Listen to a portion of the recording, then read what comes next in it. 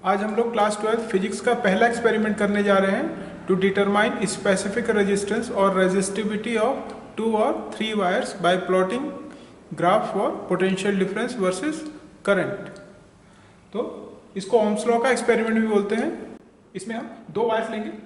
ये दो वायर आपको दिख रही होंगी, ये नाइक्रोम की वायर्स हैं, नाइक्रोम की रेजिस्टेंस वायर्स हैं। इन दोनों की लेंथ अलग अलग है, इनका मटेरियल सेम है नाइक्रोम। आप चाहें तो दो अलग अलग मटेरियल्स की वायर भी ले सकते हैं। आपको उन मटेरियल्स का नाम पता होगा जिसकी वायर है, तो आप जो आपकी स्पेसिफिक रेजिस्टेंस आएगा उसको बुक के पीछे जो टेबल दिया होता है स्पेसिफिक रेजिस्टेंस या रेजिस्टिविटी वाला, उससे आप अपने रिजल्ट को कंपेयर कर सकते हैं।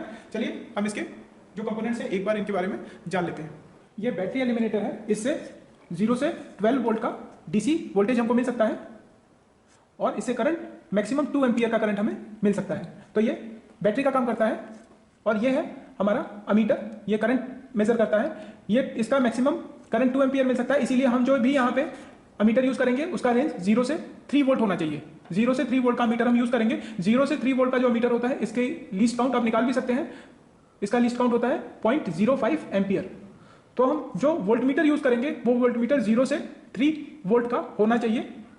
और 0 से 3 वोल्ट का ये जो अमीटर है, वोल्ट मीटर है, इसके लीस्ट काउंट भी 0.05 वोल्ट है। और ये जो है ये है रियोस्टेट। रियोस्टेट आप कोई भी ले सकते हैं। और ये जो रेड वायर्स आप देख रहे हैं ये है कनेक्टिंग वायर्स। ये कनेक्टिंग वायर्स सिंपल जो हाउस होल्ड सर्किट वगैरह में यूज होती हैं वही वाली है, थोड़ी सी मोटी है ताकि इनका रेजिस्टेंस जो है नेग्लिजिबल रहे सर्किट में। अब आप सर्किट को इस तरीके से लगा लीजिए। बैटरी क्या पॉजिटिव टर्मिनल अमीटर के पॉजिटिव टर्मिनल में जा रहा है और अमीटर का निगेटिव टर्मिनल वोल्ट मीटर के पॉजिटिव में जा रहा है और वोल्ट मीटर का नेगेटिव जो है वो रियोस्टेट में आ रहा है और रियोस्टेट का टर्मिनल जो है फिर दूसरा वाला बैटरी के निगेटिव में जा रहा है। इस तरीके से आप लगा लीजिए। इसके बाद में आपको ये जो आपके पास में दोनों रेजिस्टेंस वायर आपने रखी है, इसमें से एक रेजिस्टेंस वायर कोई भी ले लीजिए और उसे वोल्ट मीटर के दोनों टर्मिनल पे इस तरीके से लगा दीजिए। इस तरीके से बड़ी आसानी से लग जाएगी। अब आपका सर्किट पूरी तरीके से तैयार है। अब आप बैटरी एलिमिनेटर को 2 वोल्ट पे कर दीजिए और पावर सप्लाई ऑन कर दीजिए।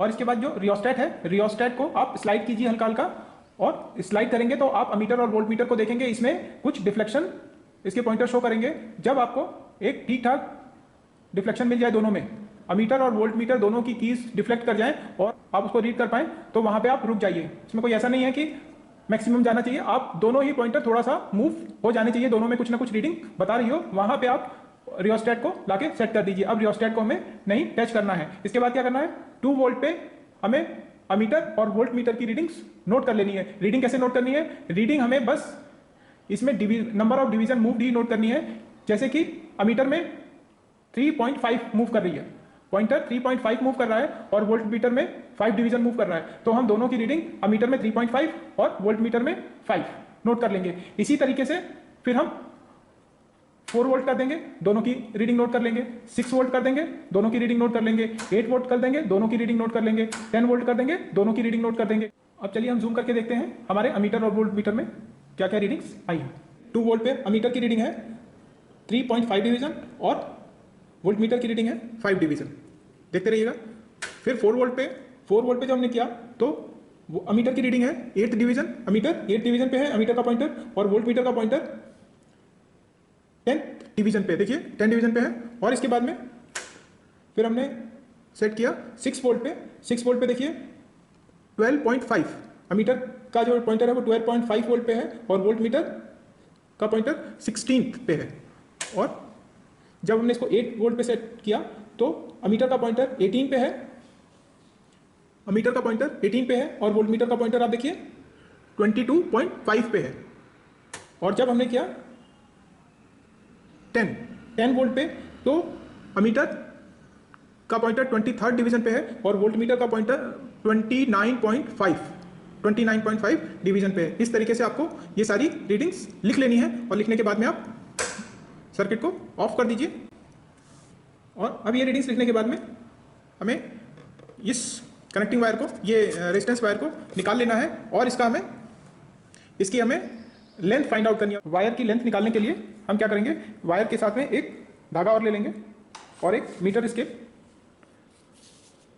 अब हम क्या करेंगे कि ये जो वायर है और ये जो थ्रेड है इसके साथ साथ में हम ऐसे नाप लेंगे।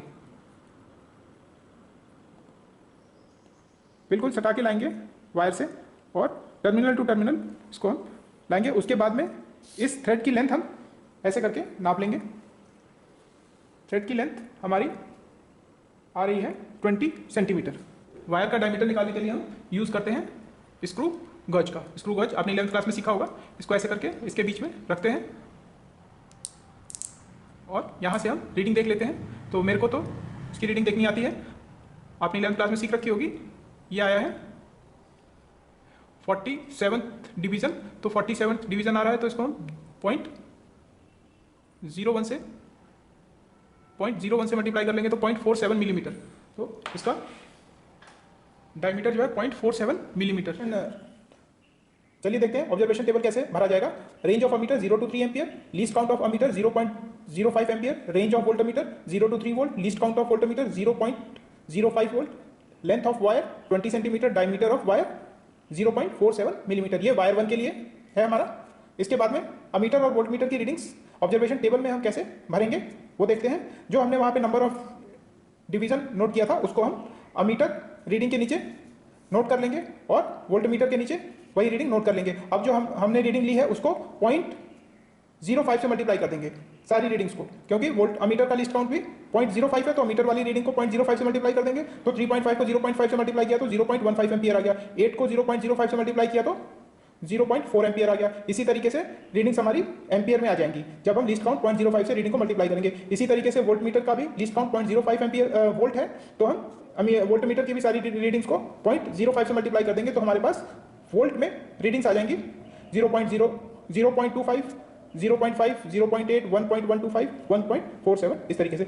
अब लास्ट वाले कॉलम में हम क्या करेंगे, हम यहाँ रेजिस्टेंस निकाल लेंगे। रेजिस्टेंस V अपॉन आई, जो V की रीडिंग आई है वोल्ट में, अपॉन I की जो अमीटर की रीडिंग है एम्पियर में, इनको डिवाइड कर देंगे तो हमारा रेजिस्टेंस आ जाएगा। और इन रेजिस्टेंस का हम यहाँ मीन निकाल लेंगे। लेकिन हम यहाँ मीन जो यूज करेंगे वो ग्राफिकल मेथड से यूज करेंगे। इसका ग्राफ इस तरीके से बनेगा। ये देखिए इसका ग्राफ है। तो ये यहाँ पे हमने करंट ले रखा है, यहाँ पे पोटेंशियल डिफरेंस ले रखा है, और इसका जो स्केल है वो यहाँ पे हम लोग लिख देते हैं y एक्सिस। ये वाला y एक्सिस है, ये पोटेंशियल डिफरेंस है। तो 1 centimetre equal to 0.2 volt, 1 centimetre 0.2 volt, 0.4, 0.6, 0.8 इस तरीके से। और x एक्सिस जो है ये करंट है, 1 सेंटीमीटर इक्वल टू 0.1 एम्पियर ले रखा है, 0.1, 0.2, 0.3 इस तरीके से। और जब हम अपने v और i की वैल्यूज को इसमें से प्लॉट करेंगे तो हमारा ग्राफ इस तरीके से बिल्कुल स्ट्रेट लाइन आना चाहिए। और इस स्ट्रेट लाइन का कुछ पॉइंट ऐसे होंगे जो कि लाइन के थोड़ा सा बगल में होंगे, लेकिन लाइन को हमें टेढ़ा नहीं करना है। लाइन हमारी बिल्कुल जो मैक्सिमम पॉइंट से गुजरते हुए लाइन बनेगी वही लाइन। एक दो पॉइंट इधर उधर हो जाए तो उनको वैसे ही रहने दीजिए। अब इसके बाद में क्या करना है हमें कि इसका स्लोप निकाल लेना है। स्लोप निकालना बिल्कुल ईजी होता है। एक कोई भी पॉइंट ले लीजिए ऊपर, एक कोई भी पॉइंट ले लीजिए नीचे, उन दोनों से सीधी लाइन खींच दीजिए तो इस तरीके से एक ट्राइंगल बन जाएगा। अब इस ट्राइंगल में यहाँ की वैल्यूज और यहाँ की वैल्यूज ले लीजिए। तो इसका स्लोप निकालने का फॉर्मूला होता है सीधे, इसमें आपको x y पता ही है, यहाँ x1 y1, यहाँ x2 y2।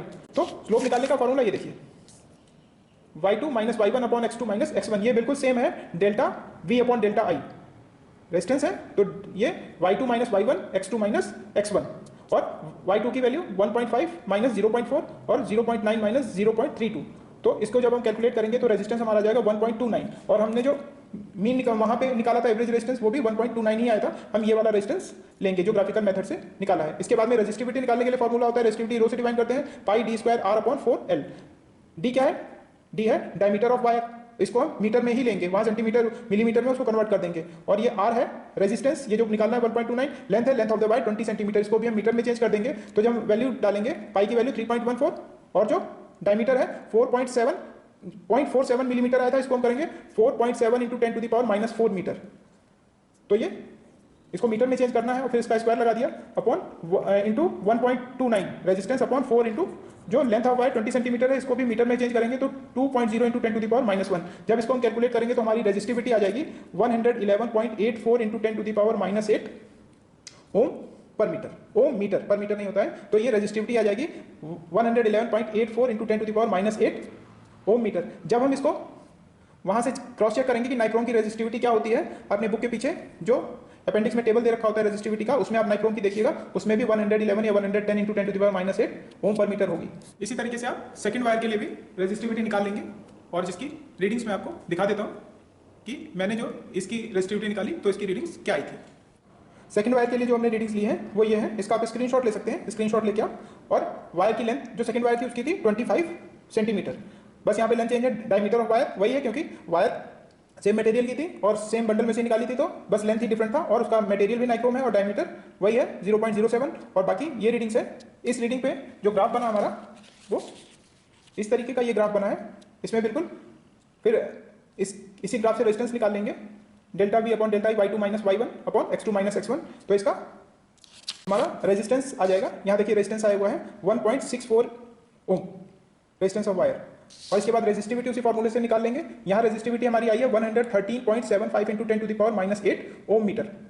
Thanks for watching. Video like और चैनल को सब्सक्राइब करना बिल्कुल मत भूलिएगा दोस्तों।